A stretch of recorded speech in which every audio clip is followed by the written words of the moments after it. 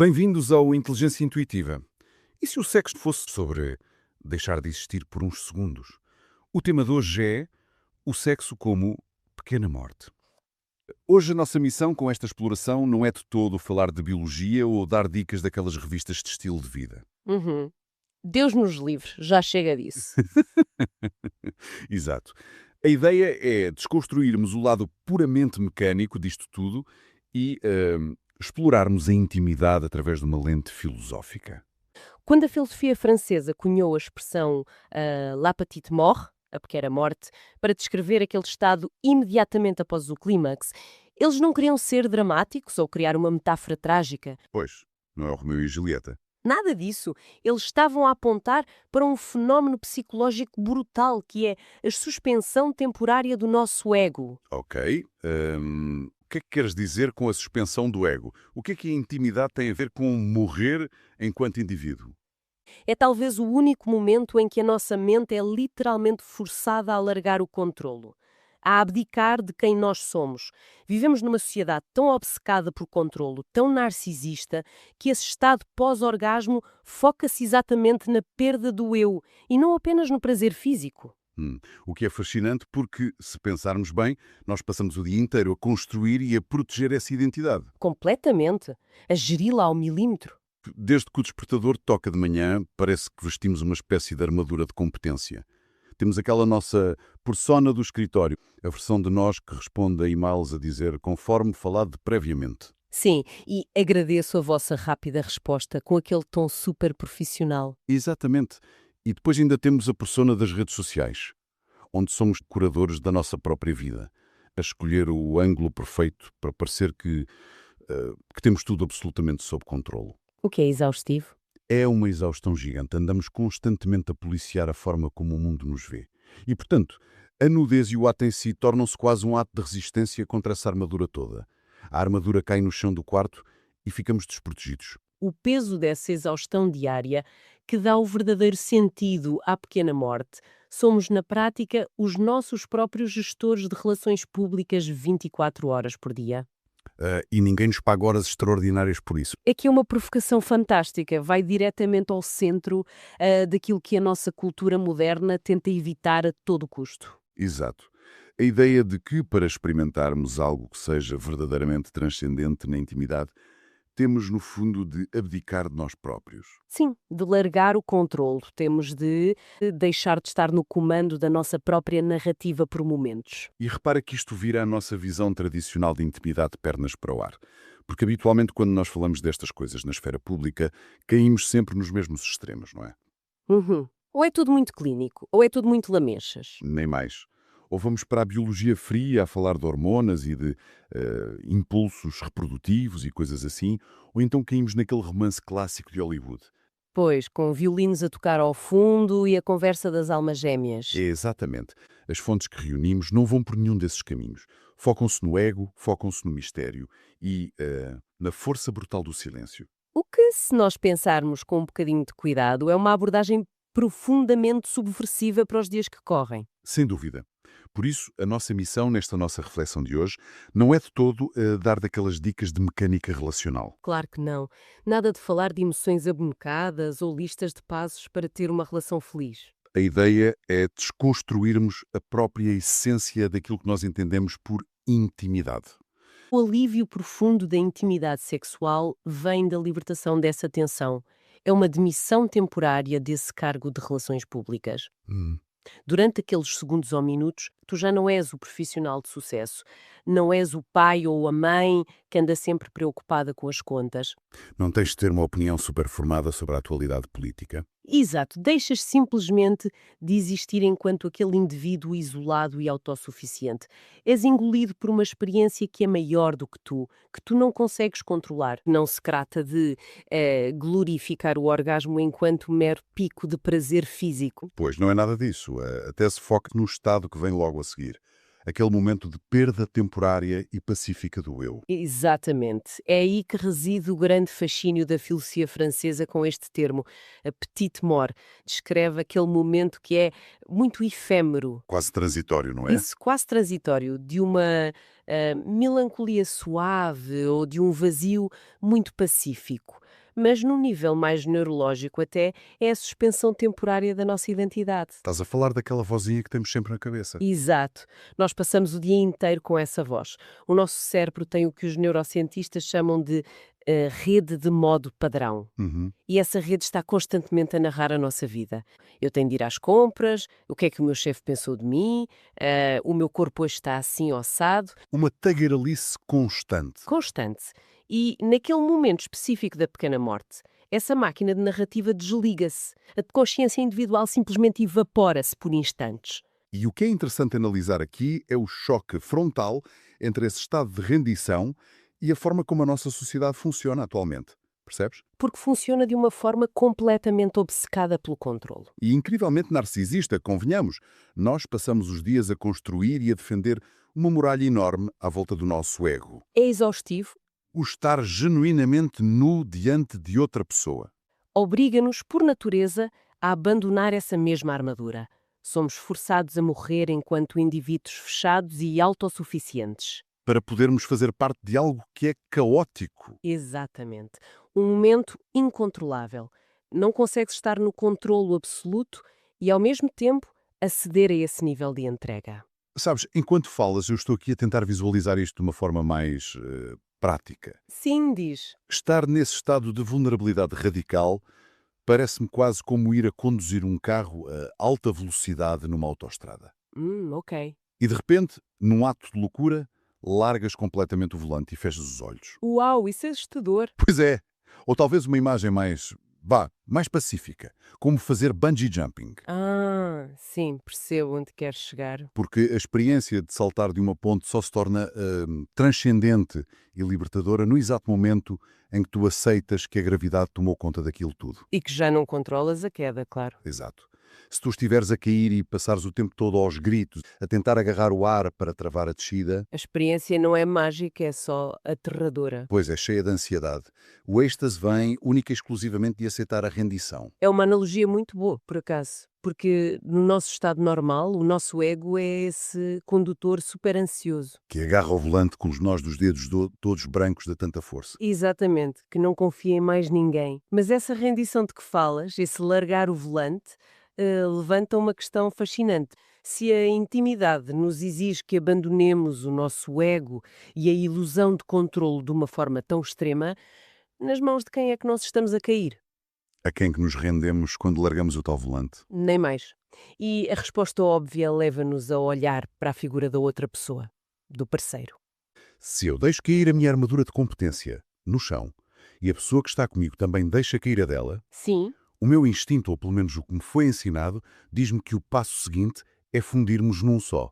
Quando perdemos as nossas barreiras individuais, a tendência é achar que passamos a ser uma única entidade, percebes? a famosa ideia de que duas metades fazem um todo. Exato. É a velha história de Hollywood. O nós somos um só. As almas gêmeas que se completam de forma perfeita. Se não há armaduras, não há barreiras a separar as duas pessoas, certo? Errado. E esse é, muito provavelmente, o maior equívoco que a cultura pop nos enfiou na cabeça sobre o que é a intimidade. A sério? Mas porquê? É aqui que a filosofia de um senhor chamado Emanuel Levinas entra em campo, para virar o jogo todo. Ele debruçou-se muito sobre o conceito da alteridade, e a tese dele é revolucionária para quem cresceu com comédias românticas. Ok. Então, o que é que o Levinas nos diz sobre isso? Ele diz que o parceiro não é a nossa metade que faltava e também não é um espelho onde nós nos devemos refletir como se fosse uma extensão dos nossos desejos. O outro é, e será sempre, um mistério absoluto, um território estrangeiro. Ok. Mas isso não é um bocado pessimista? A ideia de que nunca vamos alcançar essa união total? Não, pelo contrário. O Levinas argumenta que a ideia de sermos um só é, na verdade, uma forma subtil de violência. Violência? Como assim?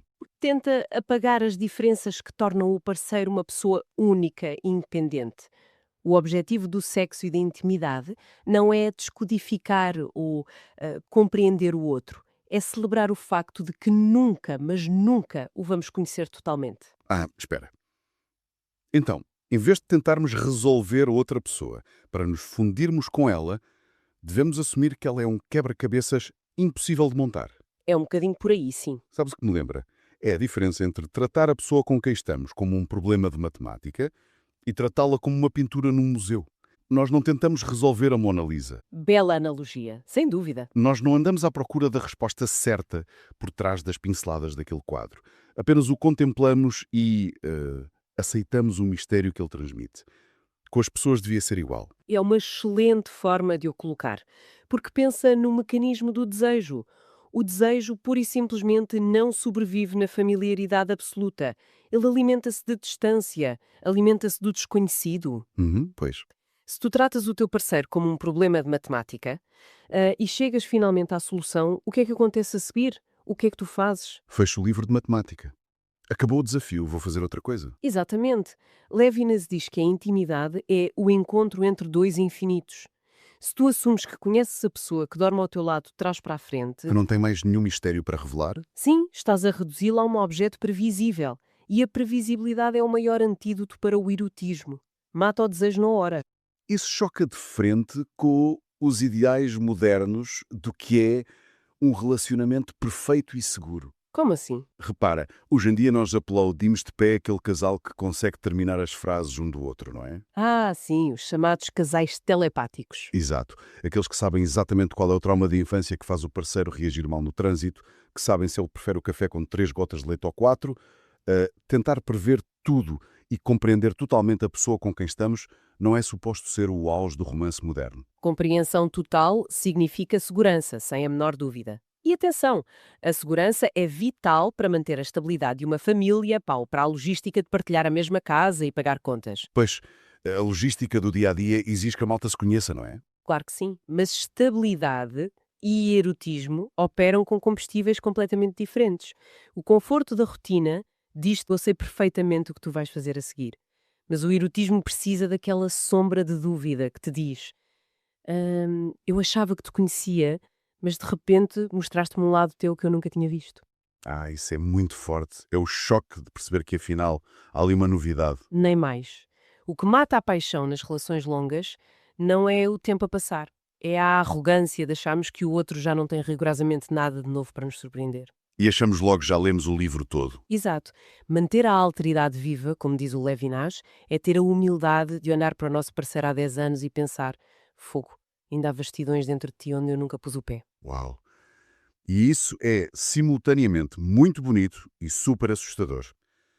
Porque exige que abdiquemos da nossa ilusão de controlo. O que me leva a pensar numa coisa engraçada sobre a forma quase obsessiva como nós gerimos a intimidade hoje em dia. Se esse mistério incontrolável é a verdadeira raiz do desejo, então a nossa sociedade moderna pegou numa vassoura gigante e varreu tudo isso para debaixo do tapete da otimização. A famosa otimização do tempo, sim. Sim, eu olho à minha volta e vejo o sexo a ser tratado quase como uma tarefa do Google Calendar. Sim, parece uma obrigação de manutenção da máquina relacional, tipo ir levar o carro à revisão. Pior do que isso, pá.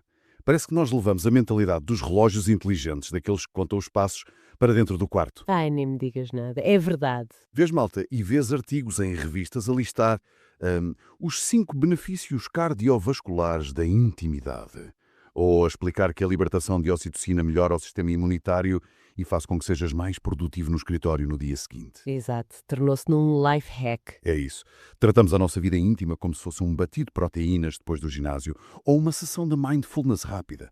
Tem de servir para alguma coisa, tem de ser útil, tem de justificar o tempo que estamos ali a investir. E ao tratarmos o sexo como algo puramente útil, estamos a assassinar a essência da experiência toda. E isso liga-se de forma fascinante com as ideias de Georges Bataille, um autor que estudou imenso a economia da energia humana. Ok, então como é que o Bataille via esta questão da utilidade? A tese central dele é que o erotismo tem de ser o exato oposto do trabalho.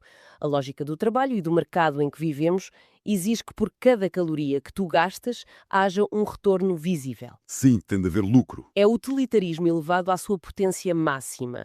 E o que o Bataille defende é que a intimidade só é genuína se for um desperdício sagrado, uma inutilidade absoluta. Espera aí, espera. O oposto do trabalho, na minha cabeça pelo menos na sociedade moderna, é o lazer, certo? É chegar a sexta-feira à noite, atirar-me para o sofá e fazer uma maratona de uma série qualquer, sem pensar em nada. Onde é que o erotismo e o tal desperdício sagrado entram no meio disto? Qual é a grande diferença entre o lazer e esse erotismo? A diferença é subtil. mas é brutalmente fundamental para o Batalha. O lazer, nesta sociedade em que vivemos, continua a ser utilitário. Como assim? Eu não estou a produzir nada no sofá a ver séries. Mas tu descansas no fim de semana, para quê? Para recarregares as baterias com um único objetivo: voltares a ser produtivo na segunda-feira de manhã. For. Bem visto. O teu lazer está secretamente ao serviço do teu trabalho. É uma pausa estratégica, percebes? O desperdício sagrado de que o Batalha fala é uma ruptura completa com esta roda de hamster. Então é gastar energia sem querer recuperar nada. Precisamente. É pegar numa quantidade massiva de energia física, emocional e psíquica e atirá-la pela janela, sem esperar rigorosamente nada em troca. Uau. Não é para relaxar os músculos, não é para cumprir a cota de intimidade semanal do casal, nem para fazer bem à tensão arterial. É excesso. Excesso no seu estado mais puro e inútil. Ok. Mas porquê é que isso gera tanta intimidade? O que é que o facto de algo ser inútil tem a ver com ficarmos mais próximos de outra pessoa? O ser inútil elimina a possibilidade de tu falhares. Pensa lá na mecânica do trabalho ou de qualquer tarefa que esteja otimizada. Se há um objetivo definido, há também um critério de sucesso. E se há um critério de sucesso, eu posso chumbá-lo, posso falhar. Exatamente. E se podes falhar, o teu ego entra em ação, a tua armadura sobe para te proteger do falhanço ou para lidar com a frustração. Quando o sexo é visto como uma tarefa conjugal ou um mero treino físico, tu arrastas a ansiedade do desempenho para dentro da cama. Claro, passa a ser uma performance que tem de ser avaliada. E se o erotismo for assumido como um desperdício sagrado e sem propósito? Não há metas nenhumas, não há métricas, não há passos contados no relógio. É só quando retiramos a pressão de produzir um resultado que o nosso ego pode finalmente dar lugar àquela pequena morte de que falávamos no arranque da nossa conversa. É fazer algo só por fazer, com o único propósito de estarmos perdidos no tempo.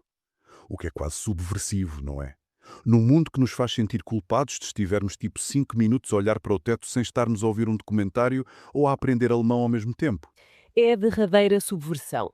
Envolvermos num ritual que existe tanto de nós, mas que no fim não produz absolutamente nada palpável. Acaba por ser um ato do dia maravilhoso. É roubar tempo à máquina. Mas sabes, esta necessidade de otimizar tudo não se reflete só na agenda ou nos relógios. Entranhou-se até aos ossos na forma como nós comunicamos nas relações. Ai, sim. A era da comunicação total e absoluta. É isso mesmo. Nós fomos formatados para acreditar que a pedra basilar de qualquer relação duradoura é ter de falar sobre tudo. A famosa exigência do temos de falar sobre isto, o escrutínio de cada detalhe. Exato. E hoje parece que atingimos um pico de loucura com isso. Casais que discutem usando uma linguagem que parece tirada do Departamento de Recursos Humanos ou de um consultório de psicologia, pá. A linguagem terapêutica banalizada. Sim. Estão ali a jantar calmamente e de repente um vira-se e diz: olha, quando tu deixas a toalha molhada em cima da cama, eu sinto que o meu trabalho invisível nesta dinâmica está a ser invalidado e isso despoleta em mim a minha ferida de abandono de infância. É que é mesmo assim. E rimos, mas é verdade. E rimos porque é absurdo. Existe uma obsessão gigante em pôr legendas, justificar e mastigar absolutamente todas as microemoções que nos passam pela cabeça. Se há um pequeno espaço em branco, assumimos logo que tem de haver ali um trauma escondido que precisa de ser verbalizado. Estaremos a falar até à exaustão e a destruir a intimidade no meio de tantas palavras. É o grande paradoxo do nosso tempo. O excesso de luz verbal acaba por nos cegar. Quando tu tentas legendar cada pequena emoção com termos cirúrgicos e clínicos, estás na prática a dissecar a tua relação numa mesa de operações. E a matar o doente no processo, se calhar. Nem mais. E voltando ao que falámos há pouco sobre o Levinas, estás a assassinar o mistério todo. É por isso que os últimos textos que analisámos hoje propõem algo lindo, a estética do silêncio. Olham para a intimidade física como a nossa última linguagem pré-verbal. Ou seja, o corpo a falar, quando percebemos que as palavras, na verdade, não servem para quase nada, quando o assunto é assim tão complexo e caótico. Precisamente. Porque pensa bem na mecânica das palavras. As palavras são caixas, são pequenas gavetas conceptuais onde nós tentamos à força enfiar as nossas experiências. Quando dizes, sei lá, eu desejo-te ou estou magoada, tu estás a pegar num turbilhão gigante de instintos, de contradições e de sensações corporais. e a forçar isso tudo a caber num formato que a gramática permita, percebes? O resultado é sempre uma redução da realidade. Fica sempre imensa coisa de fora da caixa. Fica sempre. A linguagem nunca consegue abarcar a totalidade daquilo que sentimos. As palavras são redutoras por natureza. E além disso, são incrivelmente fáceis de manipular. Sim, sem dúvida. Nós podemos esconder-nos atrás delas, podemos racionalizar coisas que no fundo não queremos sentir. Eu posso construir um argumento super lógico para provar que tenho razão numa discussão amorosa, mesmo quando cá dentro o meu coração sabe perfeitamente que eu estou errado. Mas o corpo não tem essa agilidade de diplomata. Não tem, é impossível enganar através dele. E não mente, porque o corpo é exatamente onde nós habitamos antes de a sociedade nos ensinar a ter vergonha das coisas ou a sermos muito civilizados. Pois. Quando o diálogo exaustivo falha, quando um casal já tentou resolver os problemas na mesa da cozinha usando aquele vocabulário de terapia todo e continua a sentir um abismo entre eles, muitas vezes é na ausência total de palavras que a fratura sara. É no silêncio. Sim. No mundo barulhento, onde somos constantemente bombardeados com notificações, opiniões e com a exigência de termos algo a dizer sobre todos os assuntos, o ato físico torna-se o último grande refúgio do silêncio partilhado. E isso dá-nos quase o direito de não termos de fazer sentido nenhum. O direito a não fazer sentido. Olha, isso resume isto na perfeição. E liga tudo de uma forma mesmo redonda. A nossa viagem de hoje parece toda ela um convite a largarmos o peso gigantesco da lógica. Começámos ali pela necessidade de nos esquecermos de quem somos, a tal pequena morte da filosofia francesa. O alívio brutal de pousar o nosso ego. Sim. Depois, fomos perceber com Levinas que o parceiro nunca vai ser um livro completamente lido, mas sim um infinito que nunca vamos mapear por inteiro. Descobrimos também com o Bataille que a melhor forma de viver em intimidade é tratar a nossa energia como um desperdício sagrado e sem nenhum objetivo utilitário. Contra o utilitarismo todo que nos impingem. E agora acabamos com este reconhecimento de que, se calhar calarmos e deixarmos o corpo falar é a coisa mais inteligente que podemos fazer. Num tempo em que nos exigem explicações para tudo, optar pelo silêncio partilhado requer imensa coragem. Requer coragem. E já que caminhamos até aqui hoje, há um pensamento prático que quem nos está a ouvir pode levar para testar na própria vida. Diz lá. Com toda esta pressão brutal para preencher os vazios do dia-a-dia, nós criamos quase um pânico generalizado dos momentos mortos. Fugimos do silêncio como o diabo foge da cruz. Exato. Então, se calhar, da próxima vez que quem nos ouve estiver num momento de silêncio absoluto com alguém de quem gosta, seja, sei lá, a conduzir no carro lado a lado à noite, ou simplesmente no sofá ao fim de um dia cansativo, observem a vossa própria vontade de quebrar esse silêncio. Aquele comichão que dá de dizer alguma coisa. Esse instinto quase incontrolável de dizer uma banalidade qualquer, ou pior, de puxar logo do ecrã iluminado do telemóvel só para não terem de lidar com a quietude. Pois. Talvez esse silêncio não seja um abismo escuro que precisa desesperadamente de ser tapado com o ruído. Pode ser, pelo contrário, o único terreno nas vossas vidas onde não estão a tentar impressionar ninguém, onde não estão a tentar gerir a vossa armadura e o vosso ego, nem a tentar resolver a outra pessoa. É um convite para permitir finalmente que o não dito possa respirar. Uau. Porque na grande maioria das vezes é exatamente nessa penumbra silenciosa que a verdadeira intimidade está ali sentada, só à espera que nós paremos de fazer barulho. É um convite para abraçar o não dito, porque às vezes o melhor diálogo é mesmo aquele onde nenhuma palavra precisa de ser desperdiçada. Se nós aceitarmos a premissa de que a intimidade mais profunda exige uma perda total de controle, Sim? a aceitação plena do mistério do outro, a recusa da utilidade e um conforto no silêncio. Onde é que isso nos deixa? Deixa-nos a pensar, será que a atual crise que vemos nos relacionamentos modernos, a insatisfação, a incapacidade de manter ligações, não é muito menos uma questão de falta de amor ou de escolher a pessoa errada? E é o quê, então? Será que é apenas o nosso terror absoluto e paralisante de nos rendermos ao desconhecido? Fica a provocação. Espero que tenham gostado. Obrigado por estarem aí. Não se esqueçam de seguir o canal, isso é mesmo importante para nós. Até breve.